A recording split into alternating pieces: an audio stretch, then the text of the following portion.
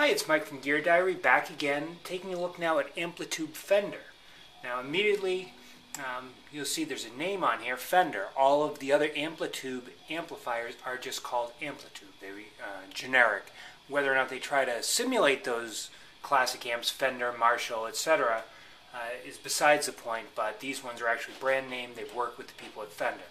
If you take a look across, you've got a Fender blender, you've got a phaser, you do have an echo box and an overdrive. So again, these are all things that Fender would have released through the time, whereas back in standard AmpliTube, they're generic, although I have to say the appearance looks an awful lot like some of the Ibanez and Boss pedals that I have from ages ago. So again, put this on, you've got a phaser.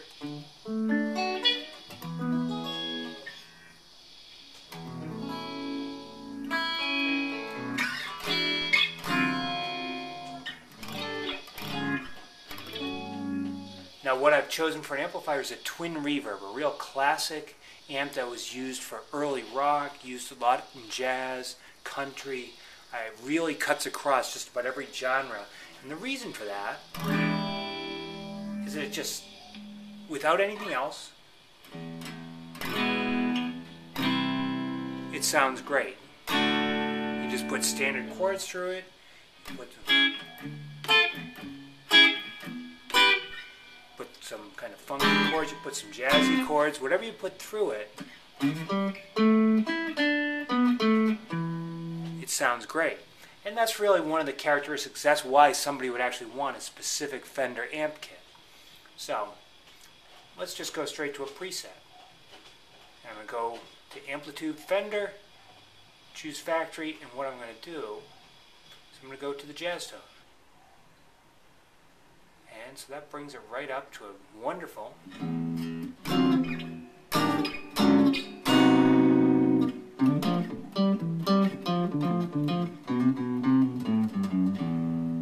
now this comes through, I'm sure, a little bit on the dark side.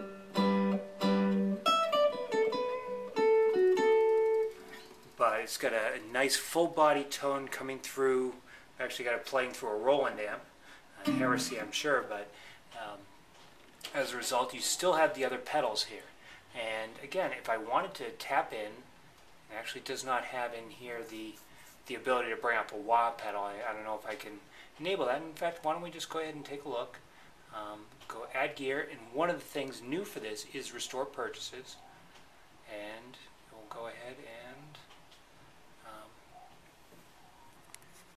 so after restoring purchases, what I noted was that through the Fender interface, I couldn't access the purchases in a different version of AmpliTube, such as the Marshall effects, or even the standard wah-wah pedal from the standard version of AmpliTube. So really, that's for me, the biggest one. The wah pedal is the one that really demands a foot control. Anyway. If you look at the main interface, you see the standard tools again, record, back to the same basic recording system, song, setup parameters, gear, MIDI, account. Again, I can choose my amplifier, I can choose my cabinet, I can choose different presets. So, I mean, I can choose a supersonic lead, and I have no idea.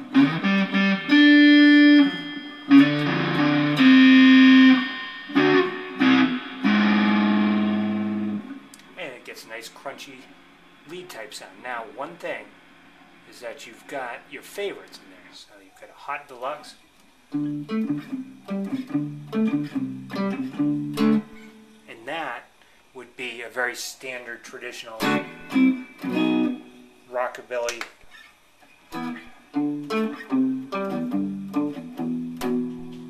that you could use. Your Deluxe Junior.